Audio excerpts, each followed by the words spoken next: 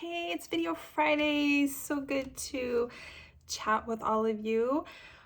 I'm going to talk about something a little fun today. I was going to give you some updates on the story that I'm writing, but I'm going to kind of hold those a secret here for a little bit longer. I will have a cover for my cowboy story and a blurb and some exciting news about that coming up soon, but maybe not till closer to the first part of 2023. This might be my last video I do of this year. We'll see. I don't know, I'm giving myself the option to not do any more videos and just enjoy the holidays and do some more writing and reading and all that good stuff. So I want to talk to you today about book covers. There's been a lot of things in the book community, more online, honestly, in 2022 that have been really disappointing for me, just really bad behavior. But I'm not going to get into that because I don't like to make bad things worse by giving life to them, by talking about them. So instead, I'm going to tell you about the exciting stuff in my mind. Book covers. So this is the box set of Pieces of a Life and Memories of a Life. I'm hoping the glue doesn't like give out on these thicker bindings as it has done like with the Fisherman series. I'm nervous about it, but I recovered this because I'm trying to appeal to a little bit wider audience, maybe more that's looking for a psychological thriller and doesn't want to see a kissing couple on the front. So I'm giving this a go. Murphy Ray designed it. It is a very cool cover. It has the feel that the book has, so I very much love this. There is no bonus content, so unless you're a book collector or collecting all the covers, you don't need to run out and get this book if you've already read the story. So for me, the story within a book is the art. This is like the first or main work of art. And I feel like covers are the equivalent of frames on a painting or a drawing or a photograph or something like that.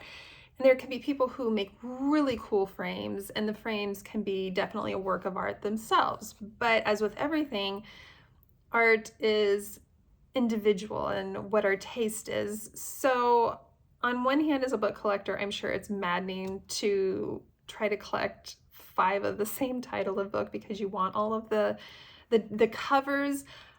But for somebody who is going to put something up on my shelf and to have the idea that I have a different cover that I like better, a different frame for my picture, I think it's pretty cool. And what I think is so cool here in the past year or so, especially with indie publishing, is like everything goes right now. It used to just be like, if you don't have a guy with a bare chest, you're not going to sell books. Or, okay, maybe you can have a couple and they can be kissing in the sunset and they'll sell books. Okay, well, if it's an office romance or something like that, then you can go more towards this type of book and you can have the guy clothed, but he's wearing a tie. And those are still out there, and they should be out there. But there's other things out there. There's flowers that are out there. There's different objects. There's like people, but they're not kissing and you only see part of them, like a Poor Lucy cover here or something whimsical like this. Yes, sexy guys, but maybe they're clothed, or maybe you have something like this with these notes here. And then there's the whole illustrated, which I know some people call it cartoon, but I feel like it's illustrated and some of them are a little more cartoonish. So Perfectly Adequate, which I didn't grab that book. Perfectly Adequate, here's my notebook. It's a little more cartoony for sure, but it is a romantic comedy and it felt very fitting for the story. And then you have kind of that in between. So I wouldn't necessarily call the Fisherman's original cover a cartoonish. It's illustrated. I would call it kind of in the middle, which it's not a straight up rom-com, but there are definitely some funny parts to the book.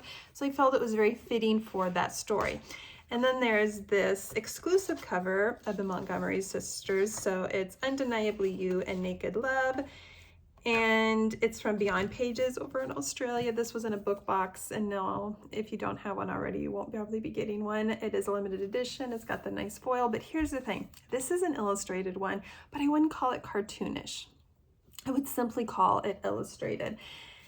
And there is so much variety now on book covers, and I am thinking, hallelujah, like finally, because I have always wanted authors to be able to feel like they can put whatever cover on their book and maybe have an equal opportunity to sell it.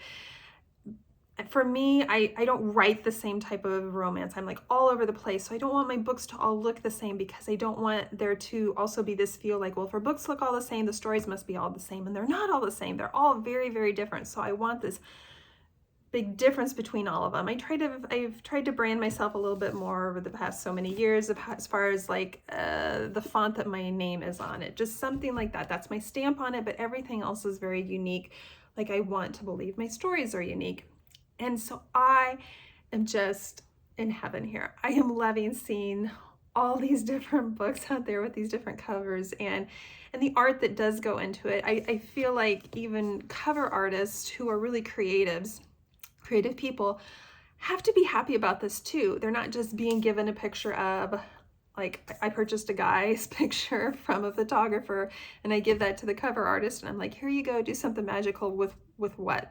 Maybe like an overlay to it, maybe the font. I'm not saying there's not some creativity involved there, but you're not like constructing this picture, or you're not drawing something, you're not bringing in as many elements. So it's so fun to see my fellow creatives out there, these designers, and I think they have to be loving it too, of we're done with just guys with naked chests. They're still out there, and I love that they're still out there, because I don't think we should get rid of anything. I think that we should just be very inclusive to and open-minded and feel like finally maybe the covers on the books in a broader sense are representative of the broad creativity level that there is out there. Not really level, just broad creativity.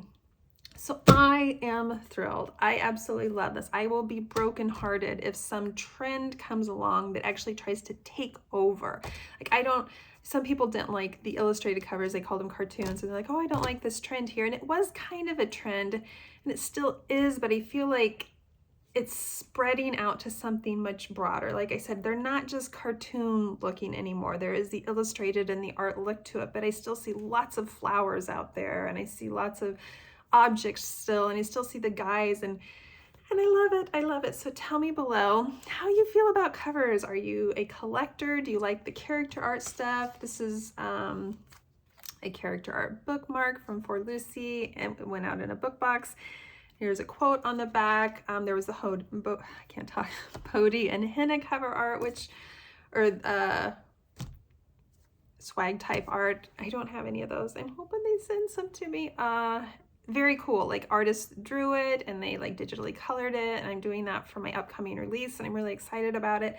So I'm kind of like loving this. It kind of energizes me as an author to even like continue to push and become more and more creative and unique with my storylines. So that's it. That is just my fun cover edition. And if I don't talk to you guys before 2023, I hope you enjoy your holiday season and time with your family and books that you're reading and hot cups of coffee and cocoa, and find things in life that bring you happiness. That is all. Have a great weekend.